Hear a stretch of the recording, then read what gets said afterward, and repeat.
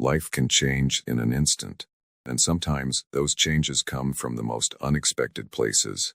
In the heart of downtown Austin, where the streets pulse with the rhythm of 1,000 footsteps, Joe Rogan witnessed something that would forever change how he sees humanity. It wasn't during one of his sold-out shows. It wasn't during a podcast interview.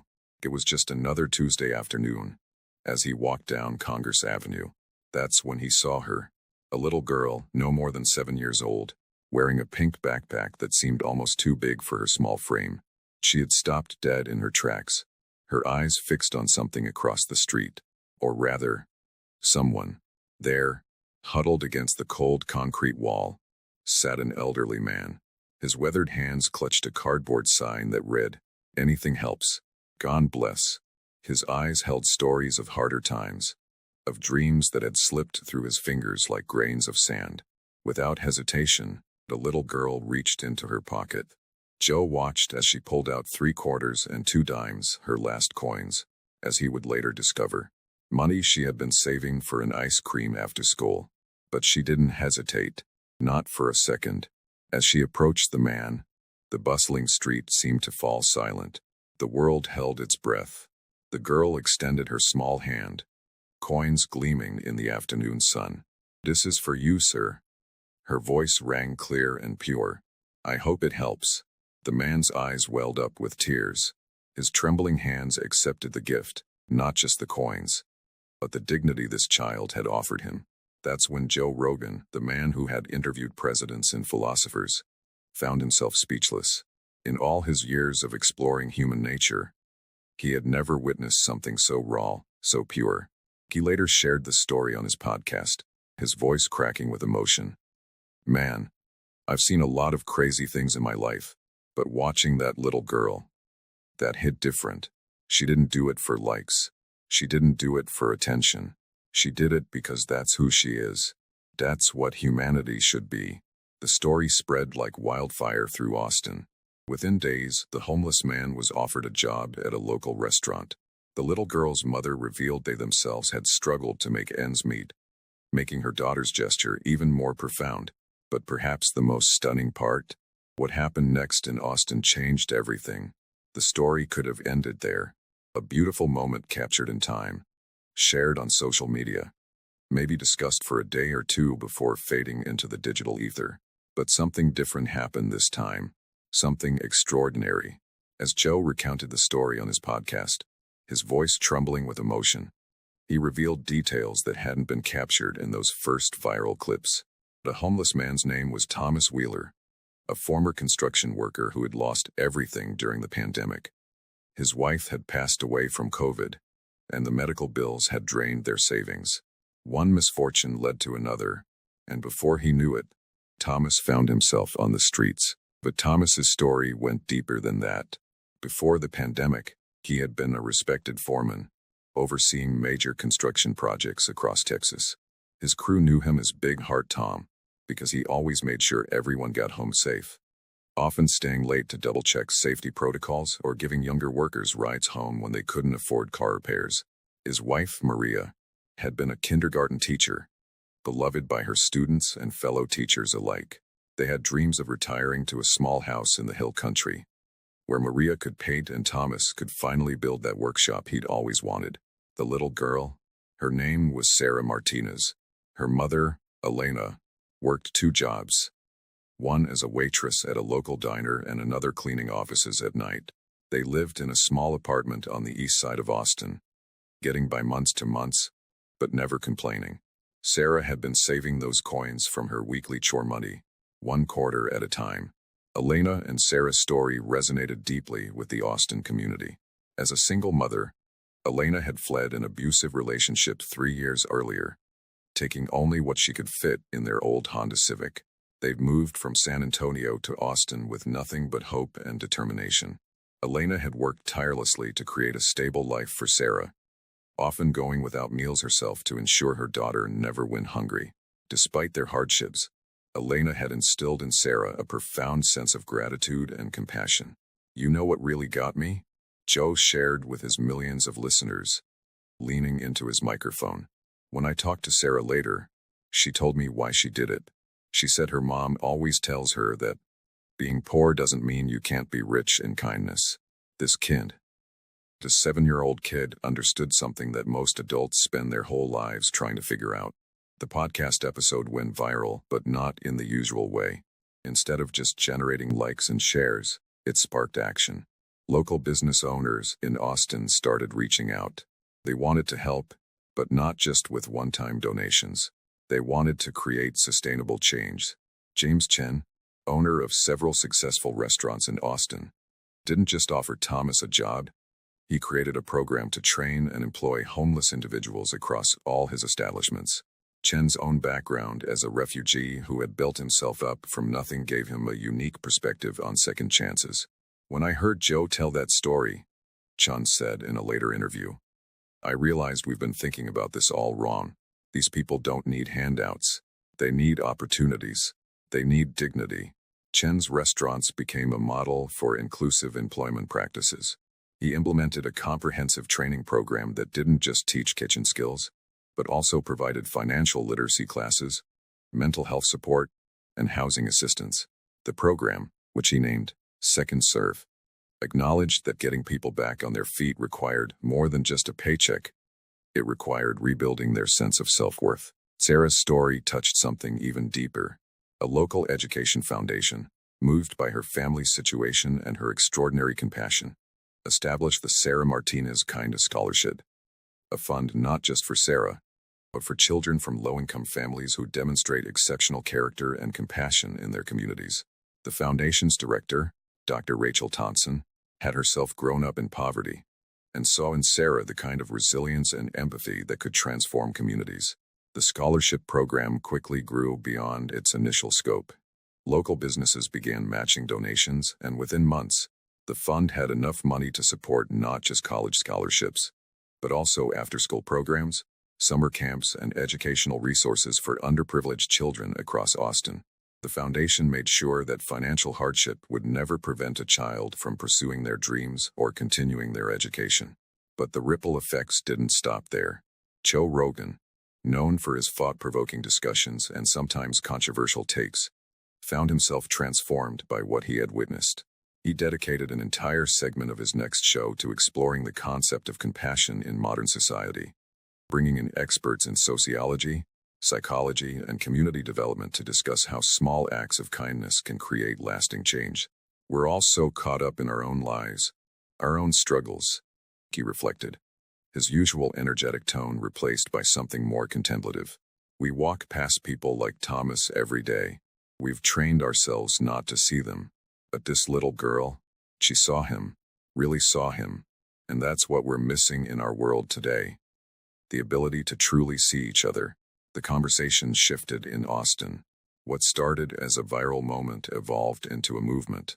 Local businesses began implementing what they called the Sarah Rule, setting aside a portion of their profits for community initiatives. The city council, inspired by the groundswell of support, fast-tracked several programs to address homelessness with a more humane, comprehensive approach. The Sarah Rule became more than just a charitable initiative. Businesses that adopted it reported higher employee satisfaction and customer loyalty. It created a sense of purpose beyond profit, connecting commerce with community in ways that transformed both. Small coffee shops started offering suspended coffees, where customers could prepay for beverages for those who couldn't afford them. Restaurants implemented pay-what-you-can days. Retail stores created job training programs for at-risk youth. Thomas Wheeler's story became a symbol of redemption. Working at Chen's restaurant, he discovered a natural talent for cooking. Within 6 months, he was promoted to assistant chef. His coworkers described him as the hardest working person in the kitchen, always first to arrive and last to leave. But what truly set Thomas apart was his dedication to helping others who came through the Second Serve program. What that little girl gave me wasn't just coins, he would later say in a local news interview, his eyes misting over. She gave me back my belief in myself. And now, every time I help train someone new in this kitchen, I'm passing that belief forward. Thomas's culinary journey became legendary in Austin's restaurant scene. His signature dish, a fusion of Texas barbecue and his wife Maria's Mexican family recipes, became the most requested item on Chen's menu. To named it Sarah's Blessing, a tribute to the little girl who had changed his life. The dish's popularity led to cooking demonstrations at local schools, where Thomas would share not just his recipes, but his story of hope and redemption. Elena Martinez, Sarah's mother, found herself overwhelmed by the community's response. Anonymous donors paid off her outstanding bills. A local real estate agent helped them find a better apartment with affordable rent. But what touched her most was how her daughter remained unchanged by all the attention. The Martinez family's new apartment became a hub for community organizing. Elena, inspired by the outpouring of support, started a support group for single mothers. They met weekly in the apartment complex's community room, sharing resources, watching each other's children, and building a network of mutual support. The group quickly grew, attracting women from all over East Austin who found strength in their shared experiences and determination to build better lives for their children. Sarah still saves her coins, Elena shared with Joe during a follow-up podcast. But now she saves them for others. She started a kindness club at her school. They do something nice for someone every week. It's not always about money. Sometimes it's just spending time with elderly neighbors or writing thank you notes to school janitors. The Kindness Club became a model for youth engagement across Austin. Schools began reporting decreased incidents of bullying and increased student participation in community service. Teachers noticed that students who might have been overlooked before were now being included in activities and friendships. The simple act of practicing kindness was creating more inclusive, empathetic school communities. Joe Rogan's platform became a catalyst for similar stories across the country. People began sharing their own moments of unexpected kindness, creating what social media dubbed the hashtag Sarah effect. But unlike many viral trends, this one had staying power because it wasn't about grand gestures or publicity stunts. It was about genuine, person-to-person connection. The academic community took notice. Dr. Rebecca Chen from the University of Texas began a study on what she called micro-acts of compassion and their ripple effects on communities. What's fascinating about the Sarah Martinez case, she noted, is how one small act, witnessed by the right person at the right moment, created a cascade of positive changes. It challenges our assumptions about what it takes to create meaningful social change. Dr. Chen's research team documented hundreds of instances where the hashtag Sarah effect had led to concrete community improvements. They found that neighborhoods where businesses had adopted the Sarah role showed significant decreases in crime rates and increases in volunteer participation. The study became required reading in sociology departments across the country, spawning a new field of research into the measurable impacts of community-based compassion initiatives. Local schools in Austin began incorporating kindness and empathy into their curriculum. Using Sarah's story as a teaching tool, children were encouraged to look for opportunities to help others, to understand that no act of kindness is too small, and that everyone, regardless of their age or circumstances, has something to give. The curriculum changes showed immediate results. Teachers reported improved classroom behavior and stronger peer relationships. Students began initiating their own community service projects, from organizing food drives to creating buddy systems for new students. The school district's annual survey showed a 40% increase in students reporting that they felt safe and supported at school. Joe Rogan continued to follow the story's developments, occasionally updating his listeners on Thomas's progress or Sarah's latest community initiatives. "You know it's crazy?" he said in a podcast 6 months after the incident. "We're always looking for these big solutions to society's problems. We think it takes massive government programs or billions of dollars. But sometimes, it just takes a little girl with a few coins and a heart full of kindness to show us the way." The story even caught the attention of national media, but not for the usual sensational reasons. Instead, they focused on the sustainable changes happening in Austin, how one community, inspired by a child's compassion, was rewriting the script on how to address social issues. Other cities began sending representatives to study what they called the Austin model of community-driven change. The Austin model became a blueprint for social transformation. It emphasized the importance of organic, community-led initiatives over top-down solutions. Cities from Seattle to Miami began implementing their own versions, adapting the core principles to their local contexts. The key innovation was its simplicity. Start with individual acts of kindness, support them with community resources, and let the natural ripple effects create lasting change. Thomas Wheeler, now a successful chef at one of Austin's top restaurants, started a mentoring program for other homeless individuals transitioning into the workforce. The hardest part of being homeless isn't the physical discomfort, he would tell his mates. It's feeling invisible. Sarah made me visible again, and that's what I want to do for others. His mentoring program, called Visible Again, partnered with local businesses and social services to provide comprehensive support for people experiencing homelessness. The program's success rate was remarkable. 85% of participants maintained stable employment after 1 year, and 73% secured permanent housing. Thomas's approach, combining practical job training with emotional support and dignity restoration, became a model for similar programs nationwide. Sarah Martinez entered 3rd grade that fall to find she had inspired a new generation of young changemakers. Her kindness club had chapters in schools across Austin, with children finding creative ways to help their communities. I just wanted to help someone, she said simply when asked about her impact. Mom says that's what we're supposed to do. The kindness clubs evolved into a citywide network of youth-led community service organizations. They organized regular events like kindness walks, where children would look for opportunities to help others in their neighborhoods. The initiative spread to other cities, creating a nationwide movement of young people committed to making positive change in their communities. Joe Rogan, reflecting on the incident a year later, summed it up perfectly. You know what's beautiful about this whole thing? Is still going. It's not just the story anymore. It's become part of who we are as a community. And it all started with 95 cents and a pure heart. The story of Sarah Martinez, Thomas Wheeler, and Joe Rogan became more than just a viral moment or a heartwarming tale. It became a testament to the power of human connection. A reminder that change doesn't always come from the top down, but sometimes from the bottom up, from the smallest hands and the purest intentions. In a world often divided by differences and driven by self-interest, this story stands as a beacon of hope, proving that compassion is not just a virtue to be admired, but a force that can transform communities and change lives. It reminds us that we all have the power to make a difference, that no act of kindness is too small, and that sometimes, the most profound changes start with something as simple as a child's generosity and a witness brave enough to share it with the world. But the story doesn't end there. 2 years after that fateful day on Congress Avenue, Austin had transformed in ways nobody could have predicted. The Second Serve program had expanded to 50 restaurants across Texas, creating over 1,000 jobs for people experiencing homelessness. Thomas Wheeler had opened his own restaurant, Sarah's Kitchen, where every employee came from a background of housing insecurity or financial hardship.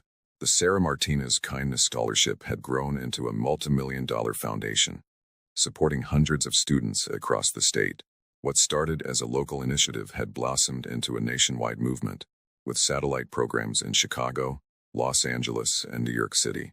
Each city adapted the program to address their unique challenges, while maintaining the core principle that had started it all: the belief that compassion could transform communities. Elena Martinez, no longer working 2 jobs, had become the foundation's executive director, using her experience to help other families break the cycle of poverty. Under her leadership, the foundation expanded its scope beyond scholarships, creating mentorship programs, family support services, and emergency assistance funds. We learned that education is just one piece of the puzzle, Elena explained at a recent fundraising event. To truly help families thrive, we need to address the whole picture: housing, healthcare, emotional support, career development. These aren't just services we're providing. They're investments in human potential. The foundation's success caught the attention of major philanthropic organizations. Tech giants and venture capitalists began matching donations, creating an endowment that ensured the program's sustainability. But Elena insisted on keeping the foundation's grassroots spirit alive. Every board meeting began with reading letters from scholarship recipients and their families, reminding everyone of the real impact behind the numbers.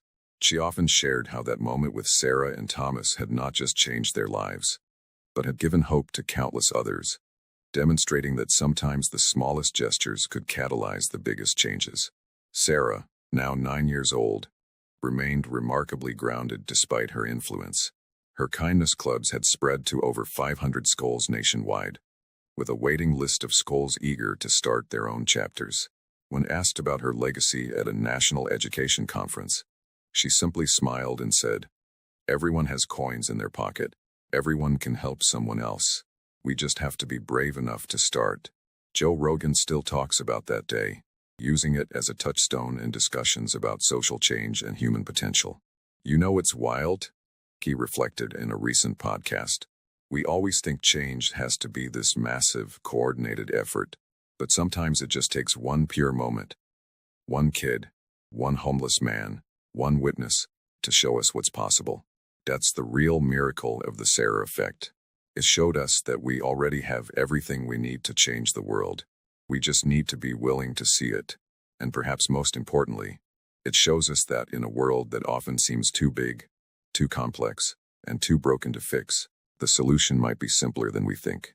It might just be about seeing each other, really seeing each other, and having the courage to act on that recognition, one small act of kindness at a time. Because in the end, that's what changes everything.